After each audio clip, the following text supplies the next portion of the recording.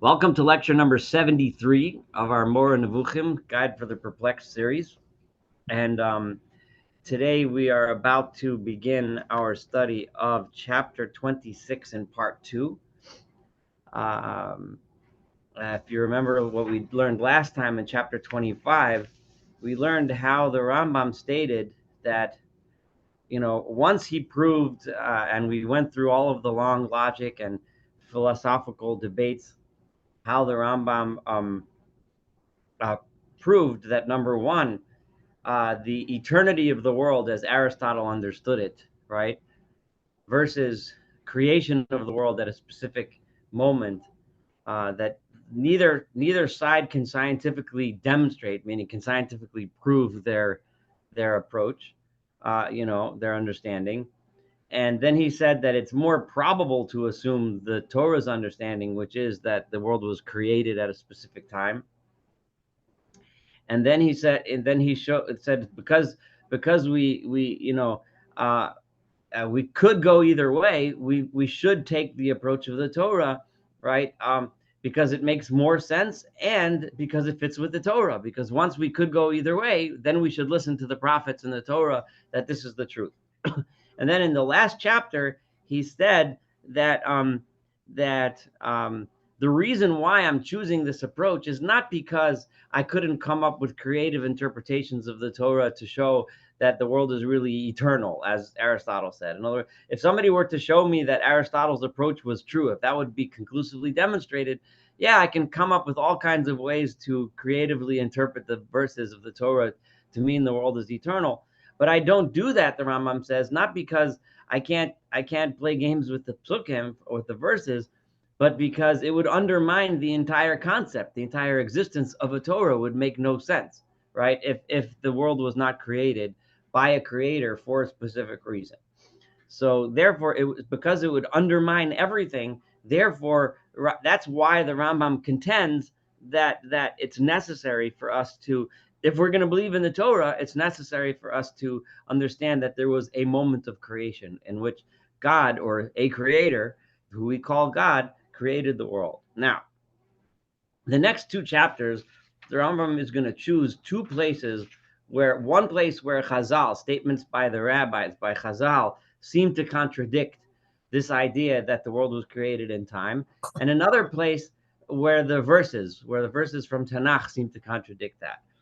And understand, it's important to realize that, as Rambam has stated many times, there's no way he could possibly go through all of Chazal, the entire Talmud, Bavli and Yerushalmi, all of the Mishnah, every Medrash, every statement by Chazal, and demonstrate, and explain to us how we should understand it, because it seems to conflict with what we understand to be the truth.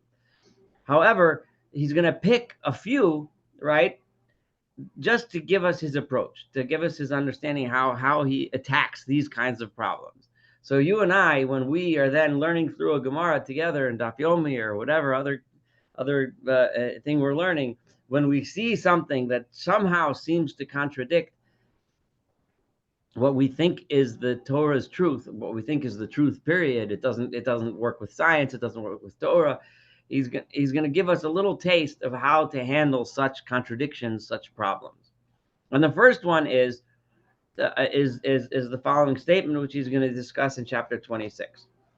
I have seen a statement of Rabbi Eliezer the Great, Rabbi Eliezer HaGadol, one of the great Tanaim, one of the great rabbis of the period of the Mishnah, who was the author of what we now know as Pirkei de Rabbi Eliezer. You can still go to the bookstore, a Judaic bookstore, and buy yourself a copy of the chapters of Rabbi Eliezer. So these were statements, mostly midrashic type statements on the Torah, where he took liberties to kind of give midrashic explanations of various verses. So one of the statements figuring in the celebrated chapters known as the chapters of Rabbi Eliezer, that's the Pirkei de Rabbi Eliezer, which is the strangest statement I have seen made by one who follows the law of Moses, our master, right? Obviously, Rambam reasonably assumes that Rabbi Eliezer HaGadol was one who we can consider a person who is someone who sets an example as a person who follows the Torah. So in other words, so I have to answer this question, the Rambam is saying, had Rabbi Eliezer, been someone whose opinions we don't necessarily comport with the Torah's, then we wouldn't have to describe it. But Rabbi Eliezer's, we do. We have to come to some understanding. And the statement sounds really weird. So here the text of the statement he made. So the Rambam is going to say, let me tell you the statement that Rabbi Eliezer said, and you'll understand right away why it doesn't work. It doesn't make sense with what I just taught you, right? I just taught you, remember, that God created into everything in a specific moment, right? If you and I want to call it the Big Bang, sounds good. We can call it the Big Bang, but whatever it was, there was a moment where ex nihilo, God created everything from nothing, and on the basis of that idea, we can then understand there's a purpose to the world, and we can understand the role that the Torah plays. This statement, though, doesn't make sense. He says as follows, and I'll read the English translation of Perplexed Rabbi Eliezer as is found in the Pines book that we're using. Wherefrom were the heavens created? Right? From what did God create the heavens? From the light of his garment, the light that shines off of the garment of God. He took some of it, stretched it like a cloth, and thus they were extending continually, as it is said, who coverest thyself with light as with a garment, who stretches out the heavens like a curtain. So that's where God created the heavens from. Wherefrom was the earth created? From the snow under the throne of his glory. He took some of it and threw it, as it is said, for he saith to the snow, be thou earth. All right, well, this is the text of the statement made there. Now, before I read how Rambam looks at it, so the questions that come forth from this statement are obvious, right? Remember the three opinions Rambam said. The main two were Aristotle's, right, which the world always has been the way it is and always will be the way it is, and Rambam, who says in the name of the Torah that God created the world ex nihilo at a moment of creation. But there was also Plato, or at least Maimonides' understanding of Plato, which was that there was a moment of creation, but when God created the world, there was some kind of primordial substance from which he made the world, which the Rambam already dealt with the fact that it doesn't make sense, because then you need to ask, where did this primordial substance come from? Did it precede God? Has it been around since God? Who made it? It dodges question A and just brings up question B. It doesn't really help much. But Rabbi Eliezer's statement sounds a lot like that, right? It sounds like he's stating, right, that God took some primordial substance, which he's calling snow and garment, and created the heavens and the earth. Would that I knew what the sage believed, Rambam says. If only I could invite Rabbi Eliezer to the table and ask him, what in the world were you talking about, right? Did he believe that it is impossible that something should come into being out of nothing, and that there must necessarily be matter out of which that which is generated is produced? Did he for this reason seek to find wherefrom were created the heavens and the earth? Did Rambam think like Aristotle that something can't be created from nothing, so it had to be something there, and then make Plato's conclusion and say, well, there must have been some primordial substance from which creation was made? So is that what led Rabbi Eliezer to say this? Is this what Rabbi Eliezer was thinking? However, whatever results from this answer, however you're going to answer that hypothetical question that I just posed to Rabbi Eliezer, right? Whatever results from this answer, he ought to be asked, well, if that's your question, that how could the heavens must have come from somewhere, the earth must have come from somewhere. Oh, it must have come from God's garment and the light of the garment and the snow underneath his feet. Well, then wherefrom was the light of his garment created? Well, then where did that come? In other words, the same question we asked on Plato. Wherefrom was the snow under the throne of glory created? Wherefrom was the throne of glory itself created? Right? Right? You're telling me that there was a throne with a garment, right, with snow under it. Well, where did the throne come from? Where did the garment come from? Where did the snow come from? So in other words, if his problem is that you can't make something from nothing, then he didn't help anything, right? If, however, he wished to signify by the light of his garment an uncreated thing, what if he meant to say that the light of his garment is something that's been around forever, right? So it was never created, right?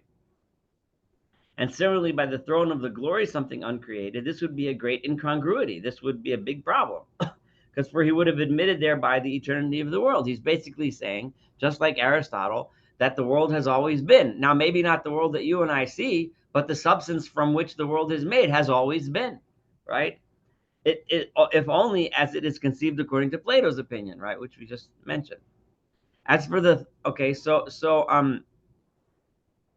and then what about the throne of glory? As for the throne of glory belonging to the created things, if if Rabbi, the fact is the fact that the throne of glory itself is not something that has always been, whatever the throne of glory represents, whatever it means, right? It is not something that has always been, because the sages stated this expressly, but in a strange manner. The sages said that it was created before the creation of the world, that 10 things were created before the world was created, right? And one of those is the Kisei HaKavod, the throne of glory, which is a weird way of saying it. The Rambam says it's strange because the Rambam until now was teaching us that the world was all created at that specific moment, right? So and he deals with the fact that it just means that that these were foundation things from at the time of creation, whatever. But the bottom line is that it was stated in a strange way. But the bottom line is the more important bottom line being that it was a created thing.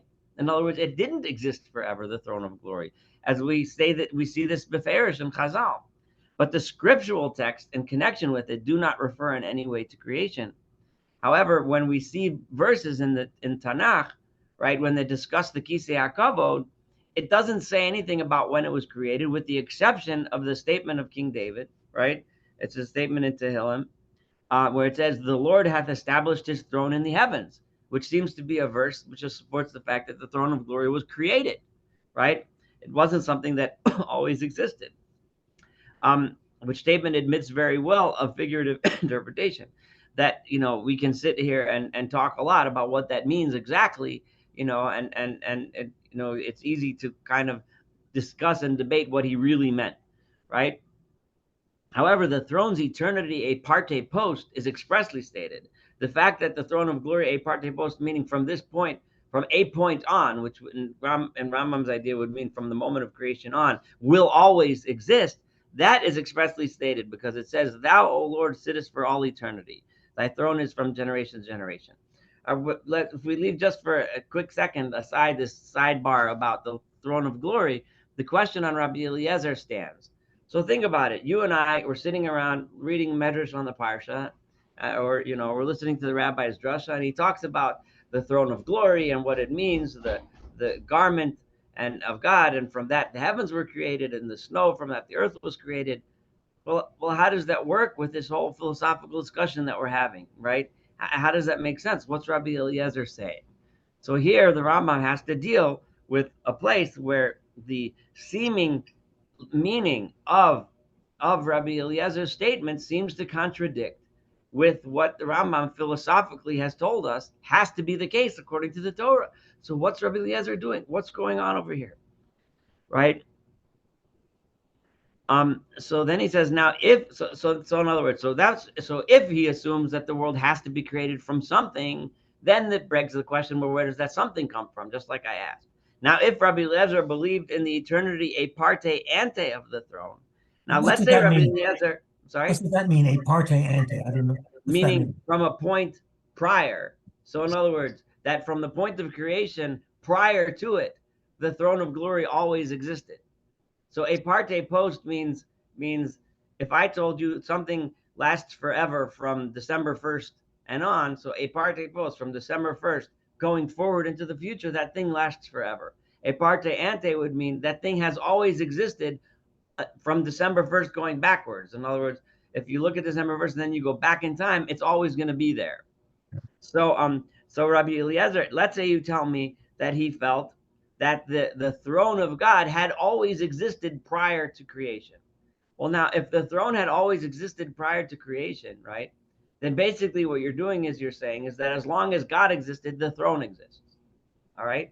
If that's the case, then the throne has to be an attribute of God, right? Because the only thing that lasts as long as God does, and now when I say as long, it's kind of backwards because I really mean as far back as God did, right?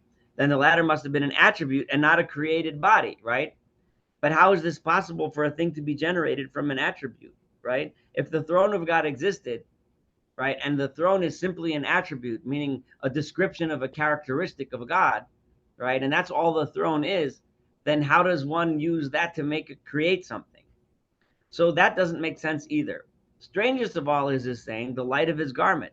What does it mean when Rabbi Eliezer makes this statement that the light of his garment, like as if God is wearing some sort of a garment, right? He's cloaked in some royal cloak, and it's shining some kind of a light.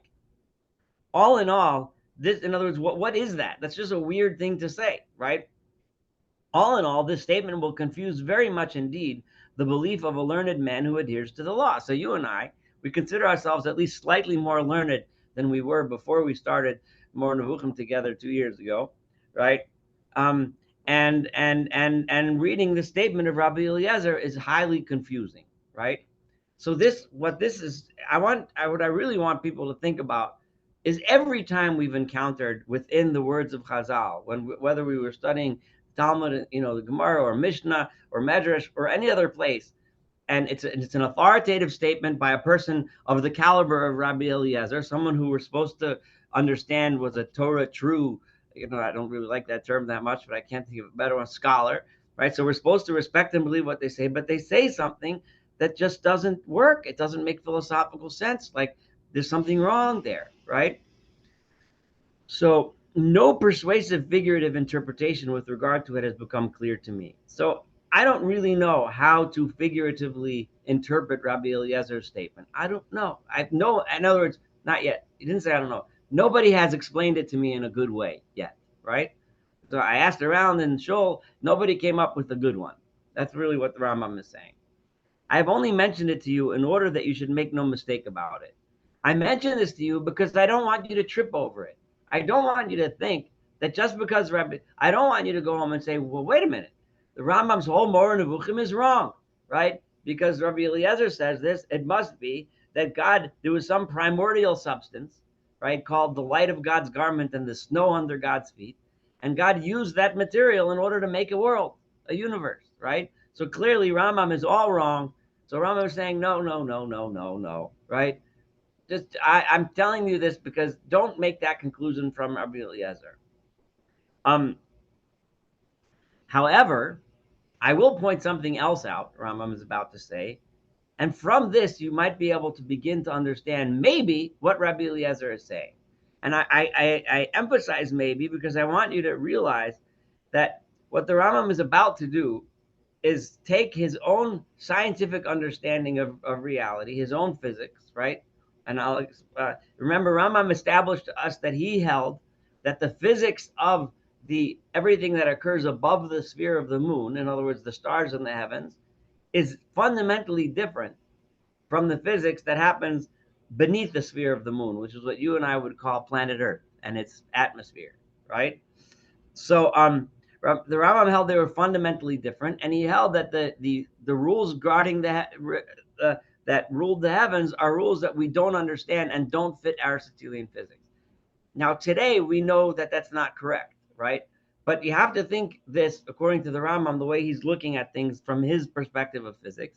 And the Rambam is going to suggest a potential interpretation of Rabbi Eliezer based on his understanding of physics.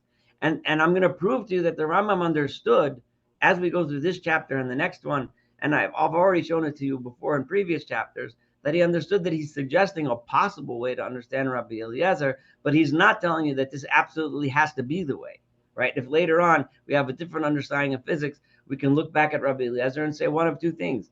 Either Rabbi Eliezer understood physics the way the Rambam did and therefore made the statement that he made, right?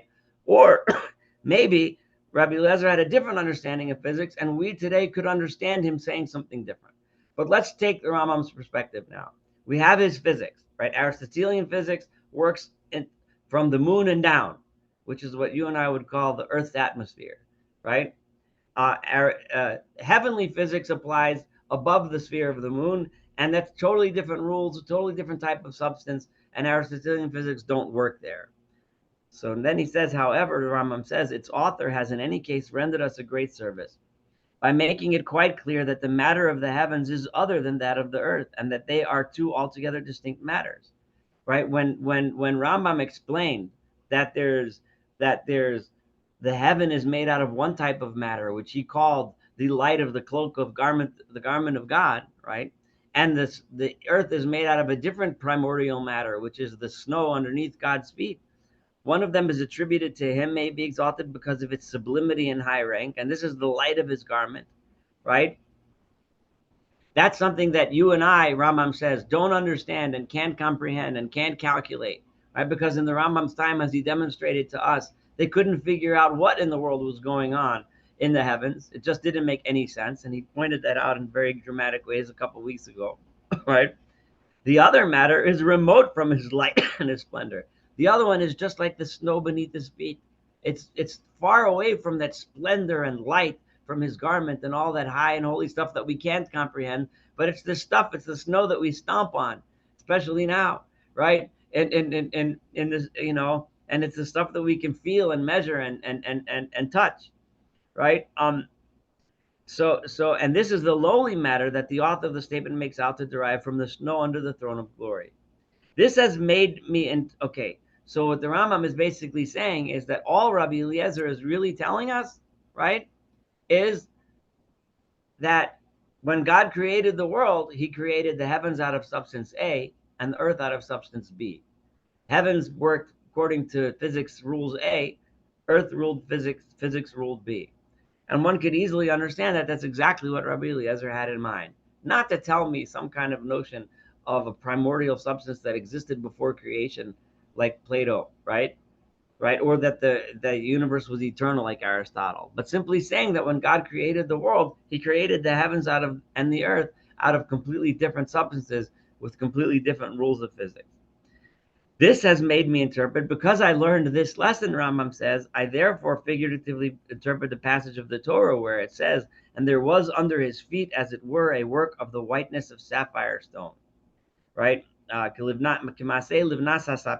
is a, this is a verse in Shemos, right, in Exodus.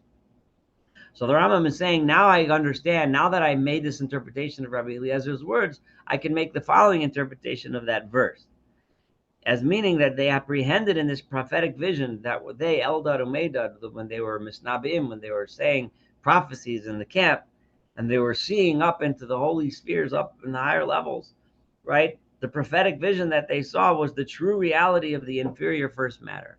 What they were able to comprehend was that substance that was beneath God's feet.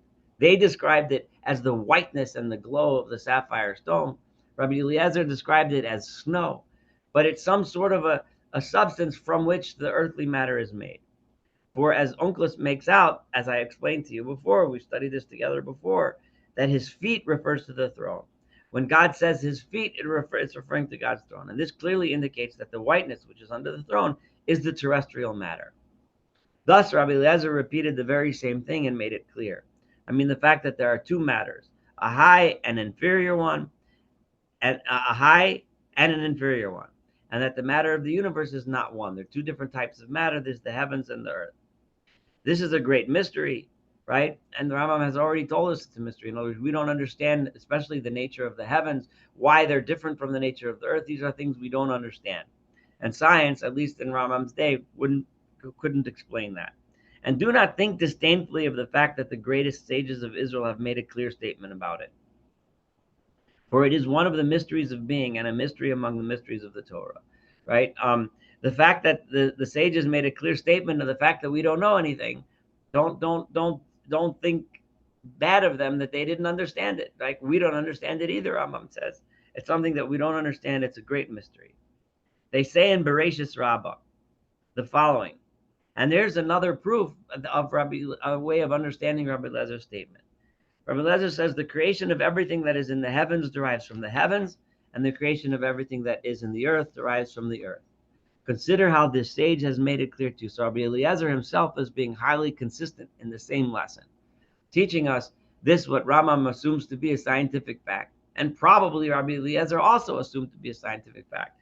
Now, obviously, in the time of Rabbi Eliezer, he knew less about the motions of the heavens than the Rambam did, but he most likely was very exposed. He lived, I guess, in the 2nd century or so in the Common Era. So I might be off by 50 years or so, but somewhere around there. He would certainly have been exposed to basic Aristotelian, science. and he would have known that the heavenly spheres are made of a different matter from the earthly spheres, from what's beneath the sphere of the moon.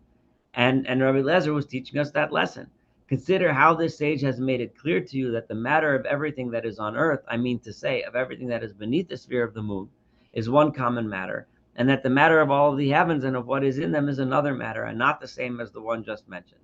In his chapters, Rabbi Eliezer clearly states this one additional subtlety. So he, in what I quoted to you about, from the Pirkei de Rabbi Eliezer, he's adding a little bit more to his statement that he said in Bereshit Rabbah. I mean to say, the sublimity of that matter and its nearness to him, and the defectiveness of the other, and also the place where it's located, know this. So here you have an example of how the Rambam takes a passage in Chazal that seems to be teaching a lesson that contradicts one of the most fundamental lessons that Rambam taught us, which is that everything was created in time, that there was a moment of creation. There's no such thing as a primordial substance. And he ends up explaining that Rabbi Eliezer meant to say something else completely. And what the Rambam really wants us to do is to take a similar approach whenever we see something stated in Chazal. And I think this is very important for us when we learn Chazal, right? We may not always come up to the understanding that the Rambam did. But the first thing, if we take these steps, right, which the Rambam just did, how did Rabbi Eliezer understand science, right? And the Rambam and Rabbi Eliezer understood science in a very similar way, right? Once we can understand how they understood science, we can also understand the statements that they made about this particular area of science, which was creation, what they're trying to teach us, right? And ultimately, even though you and I might say, well, that might make sense, that might be meaningful to somebody who understood science in an Aristotelian way, right? Either 1,000 years ago like the Rambam or 2,000 years ago like Eliezer. What does that mean to me? Well, I'll tell you what it means. And this is the lesson that I really, really want people, I myself want to take from this. And that is that when Rabbi Eliezer took that science and said that it all comes from the Kisei HaKavod, from the throne of glory, what he was in essence was saying that all of this stuff, which was scientifically created to be different from each other, all of it comes ultimately from the Creator himself, right? And that lesson is true today too, right? In other words, we might divide up physics in a completely different way than they did, right? We might divide up matter and energy and all kinds of things in a totally different way than they did. And we might make different categories than they did. They might have made the categories between the spheres below the moon and above the moon, and we make other categories, whatever categories we're doing today in modern physics.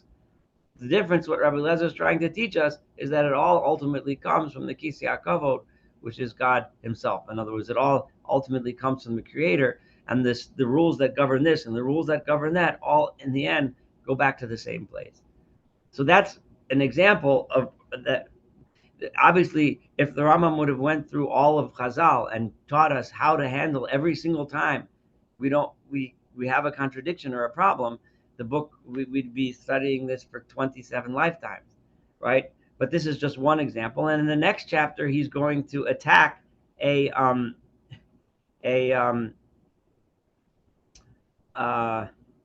verse. Wait, am I mistaken? Because it might be, actually, no, it's in 28 that he attacks the verse. But we'll see what he does next time. But I want to just stop for comments before we go on to chapter 27. Any comments, questions, issues, difficulties? Well, my reaction is he can't come up with a literal interpretation that's consistent, so he just takes some literary imagination and says, okay, this is talking about two different substances. And I think it's certainly reasonable, throne and light and garment. Yeah. Why not? But why not? Well, remember that Rambam himself started by saying the statement, would that I knew what the sage believed, right?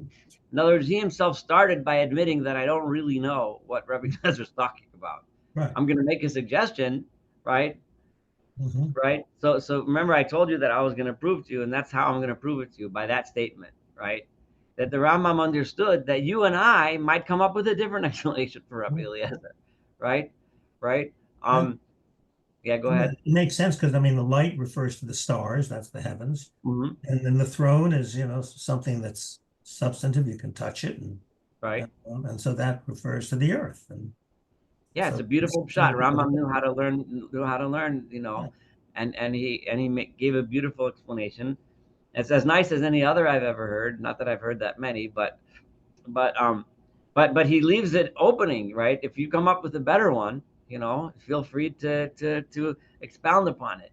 If some rabbi probably somewhere at some point in some sermon came across this Pirkei Rabbi Eliezer and explained it somehow different, and that's totally cool, right? The analogy that comes to mind is the physicists are trying to figure out a unified theory of relativity, as I understand it, so they can explain the operations of a nucleus and an atom and a quark and all that, Right. and somehow make it consistent with the universe. And then they Yeah. sort of have done that.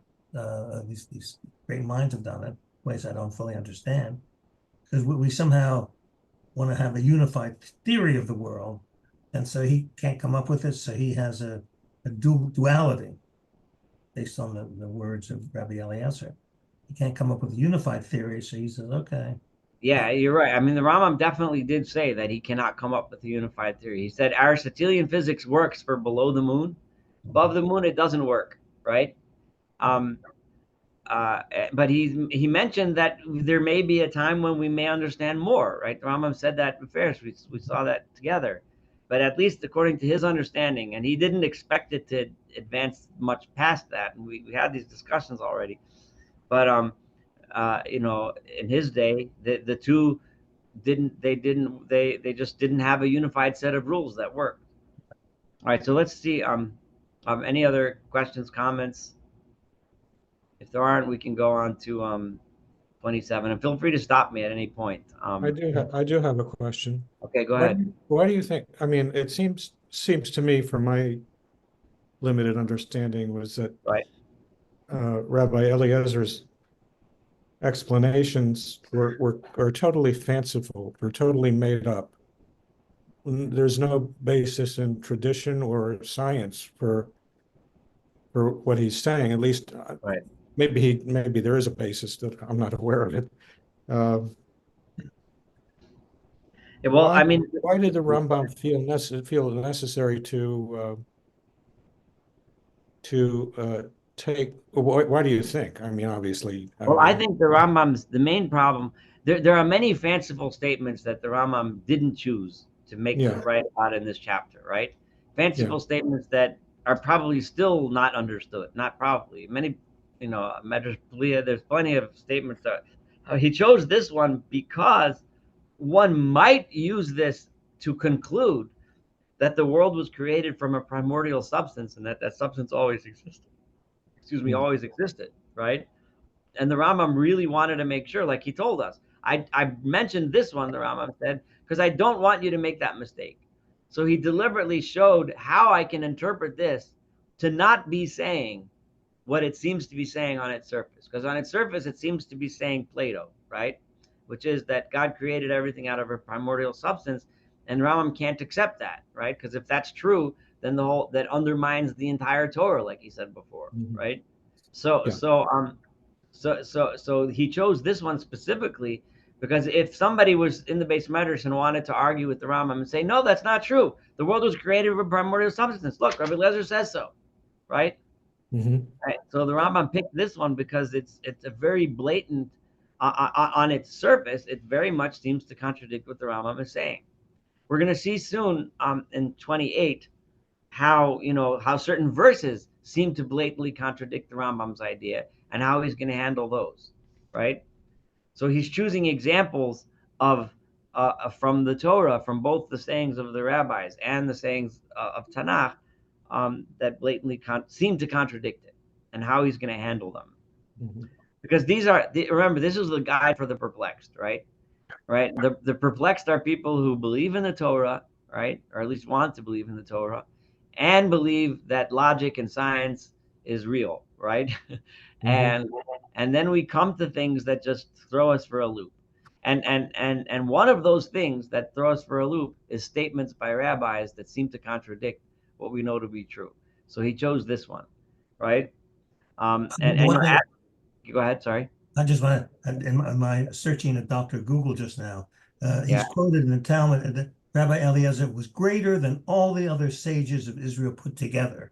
So Okay. he picked on this guy, presumably because this was really the great rabbi, not just the Well, that's why he's called Rabbi Right. Eliezer Agadol, right? Right. Rabbi Eliezer the Great. Right. So now, so let's see. He's gonna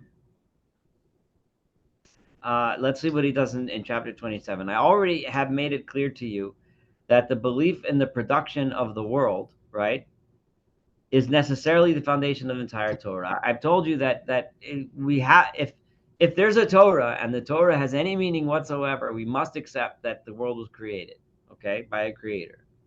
However, the belief in its passing away, but what about how long the world is going to exist for, right? That's great. Right? Great So we question. talk about what was it? A parte post and a ante post, right? So a parte post is what we're talking about now, right? From this point on, does the world last forever, right? Now I'm going to give you just a hint. The Rambam is going to hold that the world will last forever, right? But he is going to say, he's going to leave us an out, right? In other words, Rambam thinks that the world lasts forever. Maybe not, right? The Rambam always leaves the tiny little piece. Well, if you prove not, it's not, doesn't totally undermine everything that I'm trying to teach you. But I think the world lasts forever, and I'm going to show you how verses that seem to contradict that are supposed to be interpreted, because I believe that it does last forever. And he'll give his reasons for doing that, right? But now that we understand, let's say, for example, that at some point the sun is going to burst and it swallow up the whole solar system, and at some point, the forces of gravity and electromagnetic forces are going to overwhelm one another, and the whole universe is going to stop existing. Get 100 gazillion years in the future. That's what the physicists say. And forgive me if I didn't express it correctly, because I don't understand these things. But I do know that at some point the whole universe is going to implode, right? So that the Rambam wouldn't mind, right, if somebody taught him that science, right? It doesn't bother him. But his understanding was that the world is going to last forever. So just accept that. He'll say it in a minute, but I'm just giving you a heads up. So the belief in its passing away after coming into being and been generated is not, in our opinion, in any respect, of the foundation of the law, right? Even though I'm telling you that the world was created, right? I'm not necessarily telling you that we have to also believe that because the world was created, it's going to also eventually be destroyed. And none of our beliefs would be hurt through the belief in its permanent duration. We can easily assume that the world exists forever, right? Which is the position the Rambam wants to take. That the world as it is, now you have to think this has a lot of ramifications. A lot of ramifications for how the Rambam conceives of a topic, which in this particular chapter is going to be a lot of hints. And the hints in this chapter led to some of the epic controversies over the Rambam. So this chapter played a significant role in the various Maimonidean controversies, okay? But think about the resurrection of the dead. Is this a yes? This is one of those places where some inferred that the Rambam does not believe in an actual resurrection of the dead, right? So whether or not that's what he means, we're not going to have a chance to really get to tonight, but we'll read what he says and you'll see what you think, right? But we're delving into some of those areas that are treading on thin ice, and the Rambam anyway. But think about it for a minute.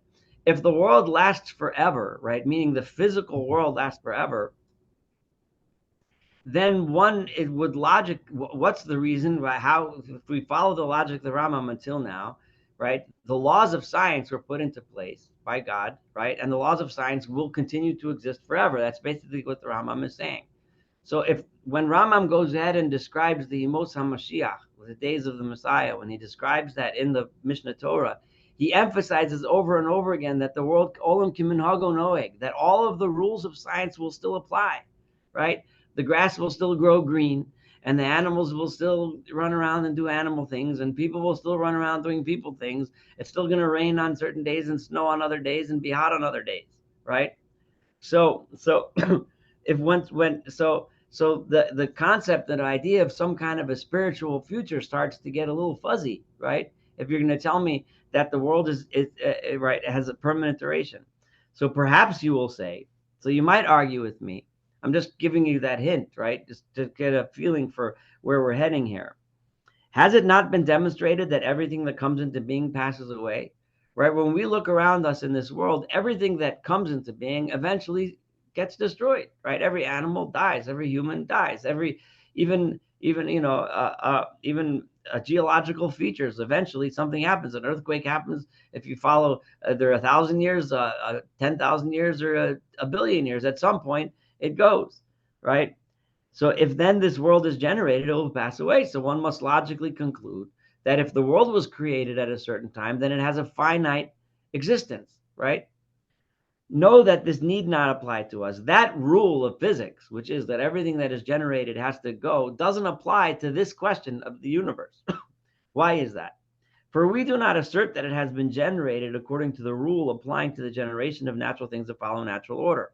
This is a very similar argument to what the Rambam said in the past, right? When he was arguing on Aristotle, right? Aristotle tried to prove that the world was eternal. If you remember, Rambam there said, well, Aristotle tried to prove the world is eternal because he applied scientific rules and said that if those scientific rules apply now, they should apply then. So if the world exists the way it does now, it should exist the way it does then, and then all the way back to infinity, right? So the Rambam says, well, when the world was created, all of the rules that were put into place, among those rules were that everything that gets created will be destroyed, right? But that doesn't apply to the creation of the universe itself, right? Which, right? Because as part of the creation of the universe, a rule was made that everything within this universe that comes up will eventually go, right? But the universe itself doesn't have that rule applied to it. That's what the Rambam's about to say. For what is generated in accordance with the course of nature, right, which is the things that happened after the creation of the world as nature's rules progressed and the rules of physics eventually resulted in the world that we see, must of necessity pass away in accordance with the course of nature. For just as its nature has required that at first it should not exist in this particular way. Let's say me, right, before January 19th, yes, it is my birthday soon, 1969, I didn't exist, right? The rules of nature eventually happened, that my parents conceived me, and eventually I was born and I did exist, right? And eventually, God willing, after 120 years, I'm not going to exist anymore, right? So it also necessarily requires that it should not exist in that way forever. For it is established as true that this mode of existence is not permanently attached to it by its nature. However, in view of our claim based on the Torah, right, that things exist and perish according to his will, right? In other words, because God willed the universe into existence, right? So may he be exalted, not in virtue of necessity. God didn't have to make the universe. He decided to make the universe, right? And remember, every time I use the word decided, I don't mean decided in the same way that you and I decide what to eat for lunch, right? It means we're only using the word decided because we have no other word to describe God's will. It is not necessary for us to profess in consequence of that opinion that when he may be exalted, brings into existence a thing that had not existed, in other words, the very act of creation itself, that he must necessarily cause its existence to pass away. Because the creation of the universe itself is not dependent upon laws of nature, it's dependent upon God's will, right? We don't know what God had in mind when he made the world. Maybe he meant it to last forever. Maybe he meant for it to be destroyed. I don't know, right? So you can't prove to me from the laws of nature what God had in mind when he created something that by its very definition had defied the laws of nature, because nature didn't exist yet. So rather does this matter inevitably depend on his will. The question is, what did God want? If he wills, he causes the thing to pass away. When God created the universe, if he wants it to end, he could end it, right? If he wills, he causes it to last. If God wants the world to last forever, he can make it last forever. Or it depends on what is required by his wisdom. Whatever God's decision was, whatever wisdom he has, whatever which governs the world, the way the world works, if it's God, if his wisdom makes it in such a way that it's going to end at some point, then that's what will happen. If it made in such a way that it'll never end, then that's what will happen. It is accordingly possible that he should cause it to last forever and ever, and to endure as he himself may be exalted endures. Now, so the Rambam leaves open all possibilities. In other words, don't come to me and say that just like everything that comes into existence, that what didn't exist will eventually never exist, not exist anymore. Therefore, the universe has to end. He explains to us that that law of physics doesn't apply to the creation of the universe itself. Whatever the only law that applies to the creation and existence of the universe itself is God's will. And what that is, I don't know, right? None of us could know, right? Now, is the world going to last forever? All right, let's see what the Rambam has to say, okay? You know that while the sages state explicitly that the throne of glory has been created, they never say that it will become non-existent. No prophet and no sage has been ever heard to say that the throne of glory will pass away or become non-existent. There's no statement in Chazal, no statement in the Torah or Nevi'im or Ksuvim that says that the throne of glory has an expiration date, right? Rather, does the text of Scripture say that it lasts forever? It says it's kisachol adar v'dar, right? Your seat, your throne lasts forever. The same, and remember, the Kisei HaKavod, the throne of glory, is a creation. It's not God himself, La'abdil, right? It's a creation. It's something that was created. And Rambam emphasized that last chapter too. The same applies to the souls, and hear these next sentences clearly because they became very controversial. The same applies to the souls of the virtuous. For according to our opinion, the souls of those that are virtuous, according to our opinion, they are created but will never become non-existent. Those souls will always exist. According to certain opinions of those who follow the literal sense of the Midrashim, their bodies will also be in a state of perpetual felicity forever and ever. So what the Rambam sounds like he's saying that there are those who claim that their bodies will also exist. And many of these jumped on this to say that the Rambam seems to be suggesting that he himself doesn't believe that the bodies will ever will exist in the future, just the souls, right, of those virtuous. So if someone imagines Tchias HaMesim, the resurrection of the dead, as a time when actual bodies will arise, right, the actual bodies will somehow arise again, right? The Rambam seems to be saying over here that that's not the case, right? That he doesn't agree with that. But there are those that believe that the souls will exist and their bodies will exist, right? An opinion resembling that of those whose belief as to the inhabitants of paradise is generally known. An opinion which is similar to those who believe that regarding the inhabitants of paradise. And exactly what the Rambam is referring to is debated. Most think he's referring to Reb Sadia Gaon, who may be understood as stating that bodies, exist in Gan Eden or something. I don't know exactly. To be honest, I'm not 100% familiar with it. But the point being here is that the Rambam seems to be saying that the souls of the virtuous exist forever, right? And Rambam is going to explain to us later what that means, right? That with our intellect, so just a short version, but we'll get into the more depth. A short version is that when we intellectually attach ourselves to the knowledge of God and come to that understanding, our intellectual achievements and cognition and recognition, that somehow we attach ourselves to those upper spheres, and that is something that lasts forever. That has an eternal life. That's how we become close to the angels, and it has an eternal life, right? Whereas those that are not virtuous, that don't achieve those levels, do not last forever. Those bodies will never, they'll die, and that will be the end, right? If we don't achieve those levels. So that seems to be what the Rambam is saying, and a lot of people were very upset by that because it contradicted what they understood the resurrection to be. Okay, to sum up, speculation obliges us to affirm that the passing away of the world need not necessarily follow. Remember, the Rambam keeps on saying need not. In other words, maybe the world will last forever, maybe it won't, but you can't prove to me that it won't. Right? The Rambam certainly feels that the world will last forever along with the souls of the virtuous, and so on. And the Kisei HaKavod, the throne of glory, whatever that represents, which is the creation too. Thus, it only remains to examine the question in light of the information imparted by the prophets and the sages. Now that we can't prove either way, just like I said with the other questions, let's see what the Torah has to teach us. And now I'm going to show you from my understanding of Chazal that I think the world will last forever. Have they given information that this world will without any doubt pass away, or have they not? Most of the vulgar among us believe that such information has been given and that all of this world will pass away. However, I shall explain to you that this is not so, but that there are many texts that signify that it will last forever. All the passages from whose external sense it appears that the world will pass away are most manifestly parables, as I shall explain. Most of the time when we see verses that seem to suggest that the world will has an end date, right? I'm going to explain to you that they don't really mean what they say. If, however, one of the externalists, those that are reading the literal translations of those verses, refuses to admit this and says that he must necessarily believe in the passing away of the world, he should not be dealt with illiberally. In other words, you don't have to worry about it so much. To me, this means that the Rambam is saying, because even though I feel that the world lasts forever, if someone argues that it doesn't, it's not that big a deal. In other words, he's leaving a slight possibility that I might be wrong.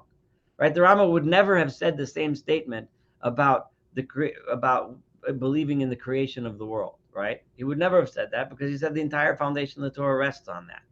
But about this, he'll say, you know what? If you don't like it, all right, fine. So you don't agree with me. I think you're wrong, but okay, right? However, he needs to be informed.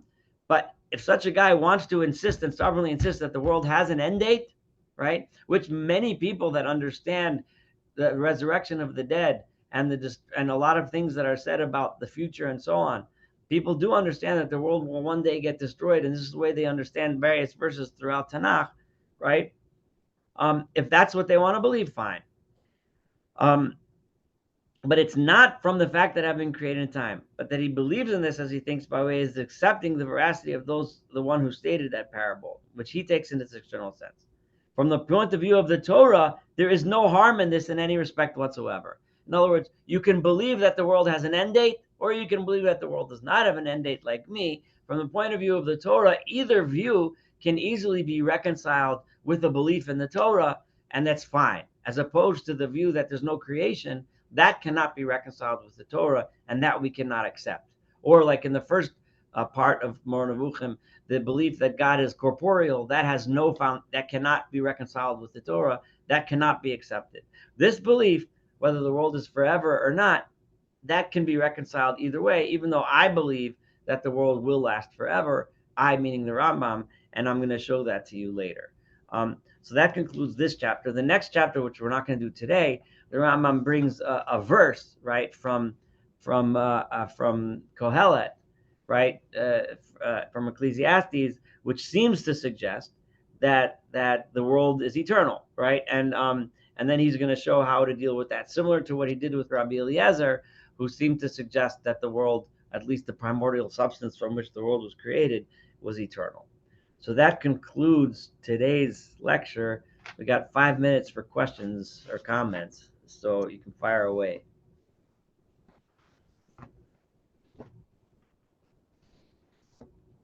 I have a simple question. So in terms of the Torah law, Right. he's saying it doesn't shake the foundations whichever way you go. Right. That's what the Rambam said. Yes. My question is, why is this important at all to address? I mean, like we believe, whether it's 13 billion, in terms of modern science, I forget whether that's our galaxy or the whole universe. I seem to recall a figure of like 14 billion light years. I think that's our galaxy. Okay. But in any event, it's just hard in modern framework. Right. Since none of us on the study session, at least, are likely to be around when either the galaxy ends or the universe ends. Yeah. But I want to answer what you said, because I think, the question of why is this important to address? So it was important to the Rambam because this was a big idea that people debated then: is the world last forever or not? Right. But it's important to us not so much because of whether or not the world's going to last forever, right? But it's important to us because what the Rambam is going to show us is that, well, first of all, some ideas are fundamental to the belief in the Torah, and some ideas in science are not. So sometimes we may have understood the Torah as teaching us one thing, and then science might come along and prove that that's not true, right?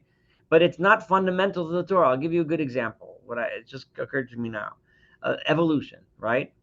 Prior to Charles Darwin, anyone that read the Torah assumed, right, that God created these creatures the way he created them, and that was that. Evolution was not something, right? Immediately, Charles Darwin comes and talks about evolution, right? In the beginning, it take a while to be accepted, blah, blah, blah. But the bottom line is he comes in with a new scientific idea, right? So we've learned, most thinking people today have realized, right, that we can now go back at the psukim, at the verses, and understand them differently, and understand them to not be conflicting with Darwin's ideas, right? And the idea that animals evolved to be what they are, right, and we all evolved to be who we are and what we are, does not fundamentally contradict the ideas of the Torah. There's no reason why we shouldn't accept that scientific idea, right? And the reason why we have the permission to do this is because the Rambam did it, right? In other words, he had a scientific idea, right, which he believed demonstrates that the universe will always exist. And the fact that verses in the Torah seem to suggest otherwise and may have been understood otherwise by people preceding him is no big deal, because it doesn't fundamentally undermine, right, the Torah. Certain ideas do and we can make these differences. If somebody were to come to you and claim there is no God, or there was never a creation, that would fundamentally, uproot the Torah. Then there would be no point. We'd just take off our kippahs and just forget about going to shul tomorrow, and that's the end, right? It wouldn't make sense, right? But if somebody came to you and told you, like, that we all evolved from a single celled organism a bazillion years ago. Okay, I mean, you've shown me that to be true. That doesn't fundamentally do anything to our belief in the Torah. And there's other examples like that, but I think that's probably the biggest one that I could think of. And that's why the Rambam is so important. It's not because of the specific science that he discusses that's 1,000 years outdated, right? It's because of the way he reconciles the two. It's the way he brings them together, which is not outdated at all, And if someone wants to believe in the Torah like I do, right? If we don't have the Rambam's approach, we'd be lost, we'd be perplexed, But he helps us not be perplexed. Now I could look at the Torah and say, you know what? If humans evolved from various species of Homo, whatever, various humanoid kind of species, good, all right. It doesn't contradict anything. It's all good, and then you move on, and I think that's why it's important. Okay. All right. We should stop. I'm sorry there's not more time for more questions if there are any, but we have to allow for people that want to attend the next lecture at 9. So, all right, have a wonderful evening, and happy birthday. Happy birthday. Thank you. Thank you very much. Yes. Thank you. Yes.